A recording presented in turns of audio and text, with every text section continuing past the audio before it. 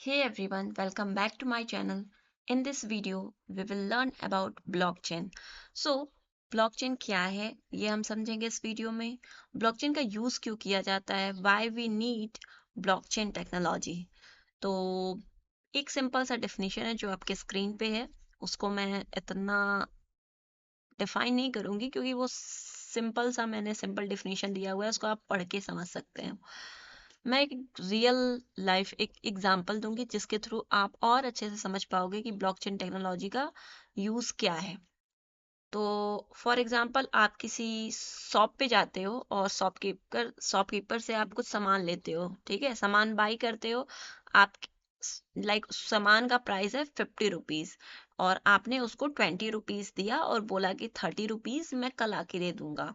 तो जो शॉपकीपर है वो क्या करेगा कि अपना एक रजिस्टर रखा रहेगा जिसमें वो सारी डिटेल लिखता हो, एक तरीके से डेटा को स्टोर करता है लिख कर. तो वो आपके नाम के आगे लिख दिया कि इसने 50 रुपए का सामान ये लेके गया था और इसको अभी 30 रुपए देना बाकी है, यानी कि कर्ज है 30 रुपए. तो वो तो लिख दिया 30 रुपए. और जब नेक्स्ट डे वो इंसान 30 रुपए ले जाकर उसको देने जा रहा है तो वो कहता है कि भाई तुमने सिर्फ 10 रुपए ही दिए थे, तुम्हारे 40 रुपए अभी बाकी हैं. और वो रजिस्टर में जो डेटा है उसको चेंज कर देता है, यानी कि 30 रुपए लिखने की जगह वो 40 लिख देता है.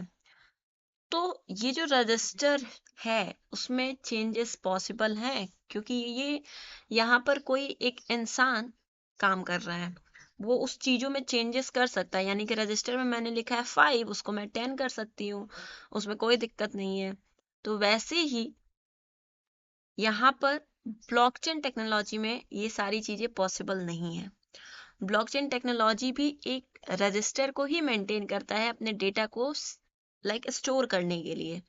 बट वो जो डेटा होता है वो सिक्योर मैनर में वहाँ स्टोर होता है और उस डेटा को आप चेंज नहीं कर सकते, यानी कि डेटा जो भी ब्लॉकचेन पे स्टोर होगा वो इम्यूटेबल होता है, अनचेंजेबल होता है और वो ट्रांसपेरेंट होता है, यानी कि ओवर वर्ल्ड वो डेटा आपको दिखाई देगा. हाँ, सभी लोग उस डेटा को देख सकते हैं जो कि ब्लॉकचेन पर है.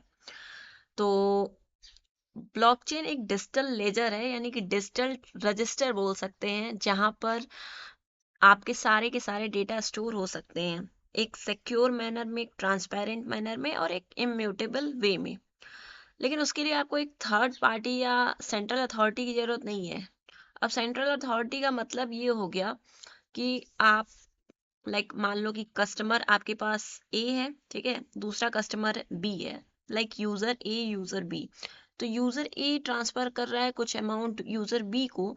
उसके बीच में नॉर्मल टर्म में उसके बीच में बैंकिंग सिस्टम में यही होता है कि ए बी को 10 रुपए ट्रांसफर कर रहा है.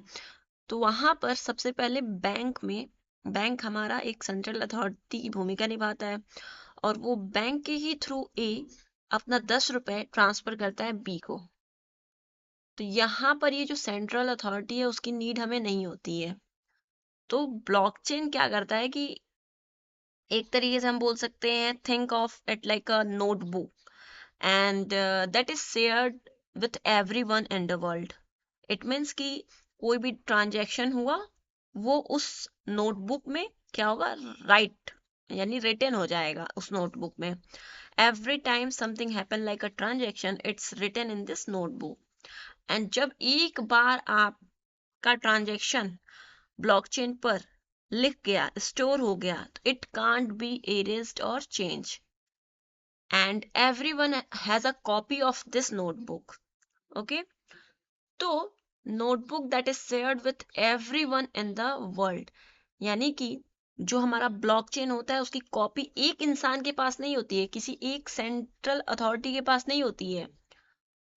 वो कोई भी ट्रांसपेरेंट होता है डेटा ब्लॉकचेन पर, तो कोई भी देख सकता है. ठीक है, ट्रांसपेरेंट होता है तो देख सकता है, उसमें कोई चेंजेस नहीं कर सकता है, सिर्फ देख सकता है. तो यहाँ पर स्ट्रक्चर अगर हम बात करें ब्लॉकचेन का, क्या होता है कि मल्टीपल ब्लॉक्स होते हैं, हर एक ब्लॉक्स में ट्रांजैक्शन होता है. एक ट्रांजैक्शन नहीं होता, लिस्ट ऑफ ट्रांजैक्शन होता है एक सिंगल ब्लॉक में. और जब वो ब्लॉक माइन होता है, क्रिएट होता है, तो उसका टाइम स्टैम्प क्या है, फिर हमारा क्रिप्टोग्राफिक हैश यूज किया जाता है और हम एक एक ब्लॉक में प्रीवियस ब्लॉक का जो हैश है वो स्टोर करके रखते हैं, जिससे कि वो सारे ब्लॉक एक दूसरे से जुड़े रहे और एक चेन क्रिएट करे। इसीलिए हम इसको बोलते हैं ब्लॉक चेन। अब अगर की फीचर्स की बात करें तो मैंने बता ही दिया है कि ये डिसेंट्रलाइज्ड होता है, कोई एक सिंगल ओनर नहीं होता है ब्लॉकचेन का, जहां पर सारा का सारा डेटा जो है वो पड़ा हुआ है और एक सिंगल इंसान उसको मैनिपुलेट कर रहा है, ऐसा कुछ नहीं होता है। सेम ब्लॉकचेन की कॉपी मल्टीपल नोड्स के पास होती है, ठीक है, इसीलिए ये डिसेंट्रलाइज होता है, इसको कोई एक सिंगल अथॉरिटी यूज नहीं करती है। इम्यूटेबल इसलिए होता है कि एक बार हमने डेटा को ऐड कर दिया ब्लॉकचेन पर तो वो चेंज नहीं हो सकता, उसको हम डिलीट नहीं कर सकते हैं।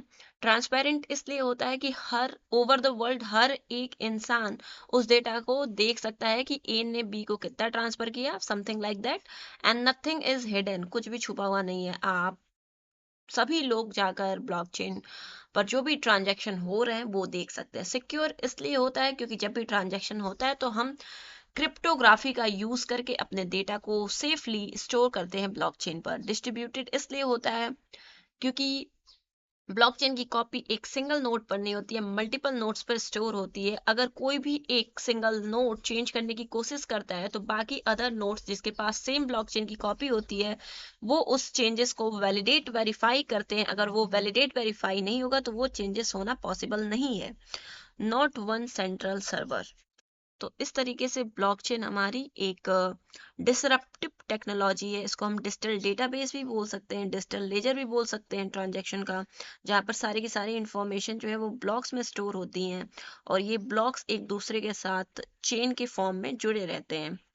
इसका पर्पज ये था कि ये हमें एक परमिशन देता है ताकि हम अपने डेटा और इंफॉर्मेशन को स्टोर कर सके, रिकॉर्ड कर सके डिस्ट्रीब्यूट मैनर में, बट उस डेटा को हम एडिट ना कर पाए। तो नेक्स्ट वीडियो में हम बात करेंगे ब्लॉकचेन की हिस्ट्री के बारे में।